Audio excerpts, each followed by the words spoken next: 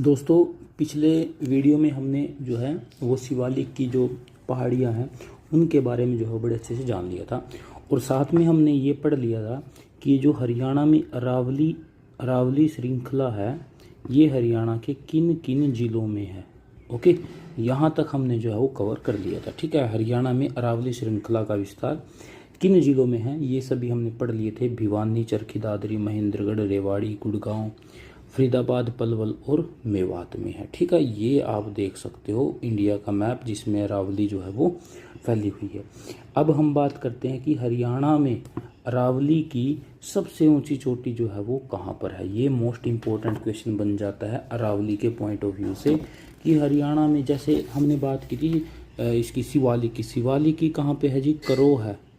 शिवालिक की कहाँ पे है? करो, जो कितनी ऊंची है? 1514 मीटर ऊंची है जो। ठीक है, ऐसे ही हम बात कर रहे हैं अरावली की कि अरावली की सबसे ऊंची चोटी हरियाणा की बात की है। ठीक है, कि हरियाणा में सबसे ऊंची चोटी जो है हरियाणा इसकी अरावली की वो कहाँ पे है। ठीक है, तो इसकी अरावली की सबसे ऊंची चोटी है कुलताजपुर। ठीक है, कुलताजपुर कहाँ पे है? डोसी की पहाड़ी पे है। क्या है? कुलताजपुर।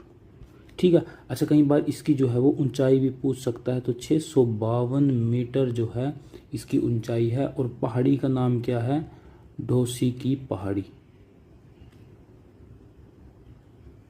ठीक है, तो आपका आंसर ये रहने वाला है अरावली की हरियाणा में सबसे ऊंची चोटी। ठीक है, अच्छा, किस जिले में? अब हमने जो है वहाँ से अब तक जो है वो अरावली के बारे में हमने कवर किया था। ठीक है, अब जो हमारा नेक्स्ट क्वेश्चन है ये थोड़ा सा जो है वो अलग ज़िले की बात हो जाती है। अभी जो है अरावली की कुछ एक दो और जो है इन्फॉर्मेशन रहती है, इसको जो है हम वो कवर कर लेते हैं। कई बार डायरेक्ट क्वेश्चन जो है उससे आता है। ठीक है, अब बात ये है कि अरावली का जो क्षेत्र है, ठीक है, उसको जो है वो क्या बोला जाता है? अरावली का जो क्षेत्र रहेगा उसको क्या बोला जाएगा? तो हरियाणा का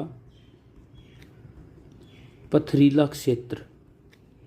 कई बार डायरेक्ट क्वेश्चन ये भी आ सकता है कि हरियाणा का पथरीला क्षेत्र जो है वो किसको बोला जाता है। तो आपका आंसर क्या रहने वाला है कि अरावली के क्षेत्र को, अरावली की पहाड़ियाँ जहाँ पर हैं, अरावली के क्षेत्र को क्या बोला जाता है जी? पथरीला क्षेत्र जो है वो बोला जाता है। ठीक है, अच्छा, प्राचीन समय में जो है ये जो पूरा का पूरा क्षेत्र हमने पढ़ाया है आपको, ये पूरा का पूरा जो है प्राचीन समय की बात है ये। उस समय इस पूरे के पूरे क्षेत्र को क्या बोला जाता था? मेवात बोला जाता था। इस वजह से अरावली की पहाड़ियों को मेवात की पहाड़ियाँ भी कहा जाता है। मेवात की क्या कहा जाता है? पहाड़ियाँ कहा जाता है। किसको कहा जाता है? अरावली की पहाड़ियों को। ठीक है, नेक्स्ट क्वेश्चन जो हमारा आता है कि किस जिले में अनकाई दलदल मिलती है।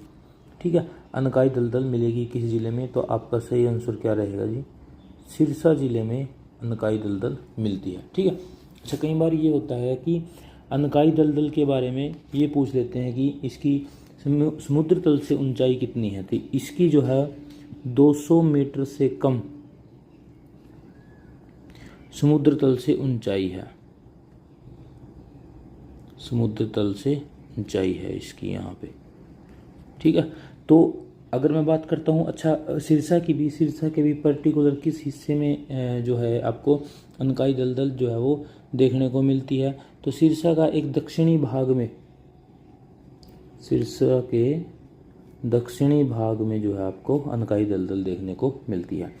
उसके बाद नेक्स्ट क्वेश्चन है शिवालिक पहाड़ियों व यमुना घग्गर नदी के मैदान के मध्य स्थित क्षेत्र को क्या कहते हैं। ये बड़ा इंपॉर्टेंट जो है बात हो जाती है कि इन दोनों के बीच के जो मैदान है उसको हम क्या बोलेंगे? उसको हम बोलते हैं जी गिरिपाद मैदान। उसको हम क्या बोलते हैं? गिरिपाद मैदान, उसको जो है हम वो बोलने वाले हैं। अब बात ये आ जाती है कि ये जो गिरिपाद मैदान है इसको स्थानीय भाषा में क्या कहा जाता है। क्या आप क्वेश्चन पूछेंगे ना, जो गिरिपाद मैदान है इनको स्थानीय जो भाषा है, जो वहाँ के लोग हैं, स्थानीय भाषा में इसको क्या बोला जाता है जी? इसको घर जो है वो बोला जाता है। ये बात आप याद रखोगे। ठीक है, गिरिपाद मैदान के बारे में। जो गिरिपाद मैदान है इस क्षेत्र में जो है कुछ नदियां हैं, उनकी मोस्ट इम्पोर्टेंट नदियां कौन सी है? गिरिपाद मैदान की महत्वपूर्ण नदियां जो है वो कौन सी है? इस क्षेत्र की प्रमुख नदियां कौन सी हैं? तो आपका आंसर क्या रहेगा जी? घग्गर और मारकंडा। घग्गर और मारकंडा क्या है? इसकी इम्पोर्टेंट नदियां हैं, मुख्य नदियां हैं। ठीक है, अब क्या होता है इनमें जो है जब बरसात आती है तब छोटे छोटे नाले जो है चलते हैं, ठीक है, पानी के। तो उन छोटे छोटे नालों की वजह से जो है वो छोटे बड़े गड्ढे हो जाते हैं ज़मीन में। तो जो ज़मीन में छोटे बड़े गड्ढे होते हैं, उन ज़मीन के जो बड़े गड्ढे होते हैं उनको स्थानीय भाषा में क्या कहा जाता है? ठीक है, मैं यहाँ पे लिखता हूँ, जो बड़े गड्ढे हो जाते हैं उनको स्थानीय भाषा में क्या कहा जाता है जी? चो। तो कई बार डायरेक्ट क्वेश्चन आ सकता है कि चो क्या है? चो गिरिपाद मैदान में बनने वाले गड्ढे हैं बड़े, जो बरसाती नालों की वजह से वहाँ पे बन जाते हैं।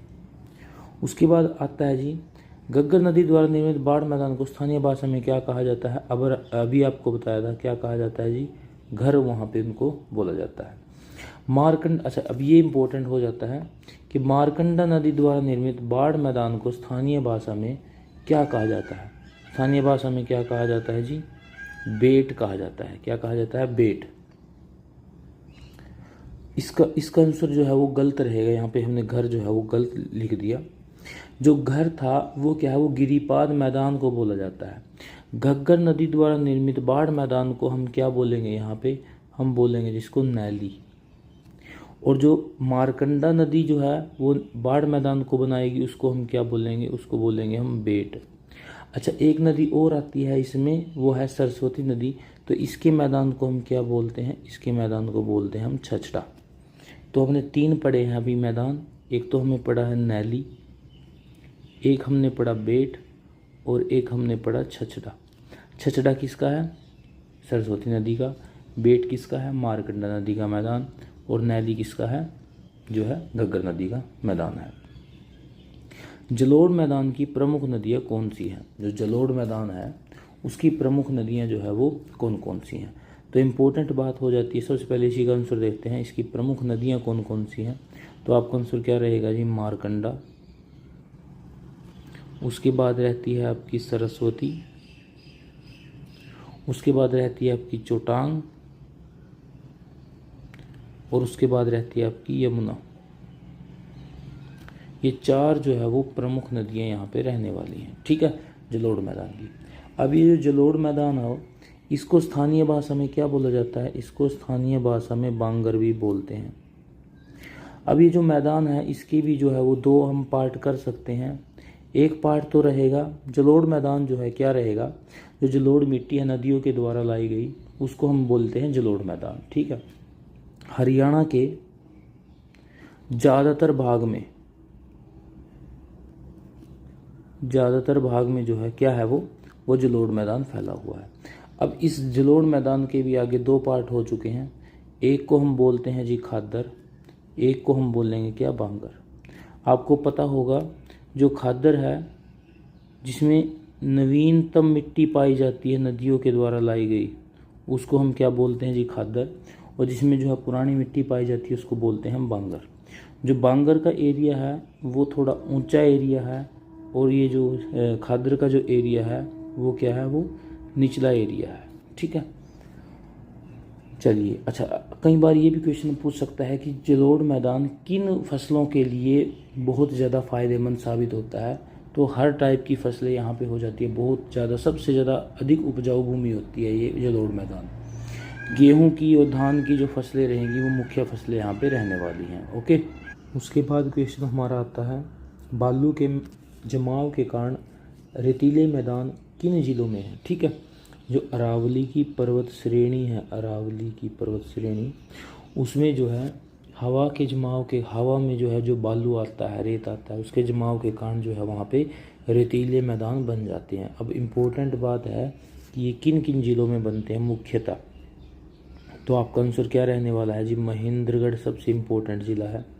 उसके बाद फिर क्या आता है जी? रेवाड़ी आता है, और फिर आता है गुरुग्राम। तो इन ज़िलों में जो है वो रेतीले मैदान के जो है वो बन जाते हैं, किसके कारण? बालू के जमाव के कारण। ओके, उसके बाद फिर क्वेश्चन क्या आता है जी, छिछली, ठूंठ या बावड़ी किसे कहते हैं? छिछली, ठूंठ या बावड़ी जो है वो किसे कहते हैं? अब हम बात करते हैं जी एक टिब्बों के बारे में हम बात करते हैं। किसके बारे में बात करते हैं? टिब्बों के। अब क्वेश्चन आता है हमारा कि बालू के जमाव के कारण रेतीले मैदान किन जिलों में है?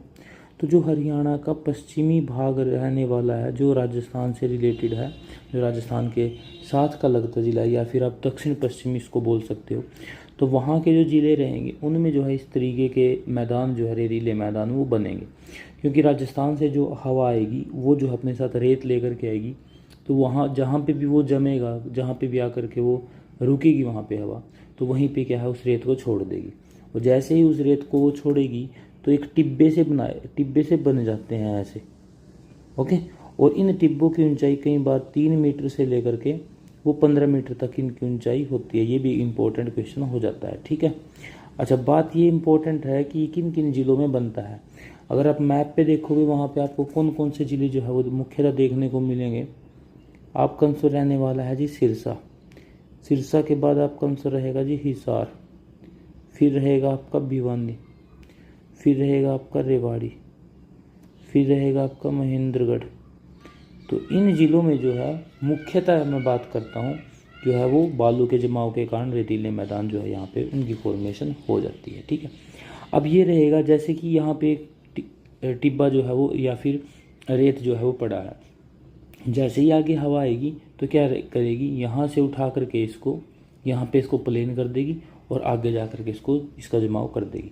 तो इनके ये जो टिब्बे रहेंगे ये जो है वो समय समय के साथ जो है वो खिसकते रहते हैं। ठीक है, अब क्या रहेगा, जैसे कि मैंने यहाँ पे बनाया था, ये एरिया है, निचला एरिया है। बरसाती समय में क्या हो जाता है, इस निचले एरिया में क्या हो जाएगा जी, जल भराव हो जाएगा। इस निचले एरिया में क्या हो जाएगा, जल भराव हो जाएगा। यहाँ पे एक छोटा सा क्या बन जाएगा जी, ताल बन जाएगा, या फिर आप इसको बोल लो कि यहाँ पे एक तालाब बन जाएगा, छोटा सा तालाब बन जाएगा। अब इम्पोर्टेंट क्वेश्चन ये आ जाता है कि छिछली, ठूंठ या बावड़ी किसे कहते हैं? तो ये जो निचले इलाके हैं, इसके निचला भाग है, उसमें जब ये पानी भर जाता है उसी को हम क्या बोलते हैं, उस छोटे से तालाब को हम क्या बोलेंगे, उसको हम छिछली, ठूंठ या फिर वहाँ पे बावड़ी जो है वो बोलने वाले हैं। तो जो ये अस्थायी ताल होते हैं, ये अस्थायी ताल होते हैं, उनको ही हम क्या बोलते हैं, छिछली बोलते हैं, ठूंठ या फिर बावड़ी जो है उनको हम बोलते हैं। ओके, तो दोस्तों ये थी हमारे वीडियो का जो है वो सेकंड पार्ट था ये। ठीक है, और इससे अलग क्वेश्चन ही कोई शायद आपको भौगोलिक संरचना से रिलेटेड कोई आपको मिलने वाला है। ठीक है, बड़े अच्छे से जो है हमने इसको कवर किया है। ओके, थैंक यू दोस्तों।